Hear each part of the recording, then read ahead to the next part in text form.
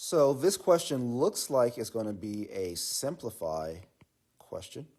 Simplified questions are typically very short, somewhere between 1 and 3 lines long, and contain an equation or an expression. In this case, we have an expression.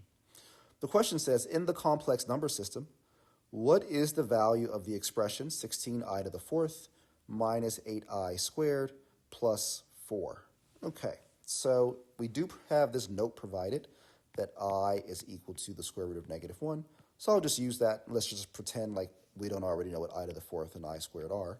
So if we know that I is equal to square root -1, then I to the fourth power, which is what we have here, would be the square root of -1 to the fourth power. Now that would mean that I have the square root of -1 times itself 4 times. Square root -1 times square root -1 is just -1, right? So don't forget, the square root of something times the square root of itself, right? Square root 2 times square root 2 is 2. Square root -1 times square root -1 is just -1. Anytime you multiply a radical by itself, the radical falls away.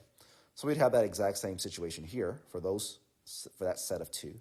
So I'd have -1 times -1, which is +1, which means 16i to the fourth is really just like 16 times 1. So that whole thing becomes just 16. How about 8i squared? Well, we already know that, I squared is equal to the square root of -1 squared. I just said whenever you multiply a radical by itself, the square root goes away. So I squared is equal to -1, which means -8i squared is really just -8 times -1, which is +8. So this entire equation, or expression, let me rewrite it, 16i to the fourth minus 8i squared plus 4 becomes 16 plus 8 plus 4. 16 plus 8 is 24. 24 plus 4 is 28.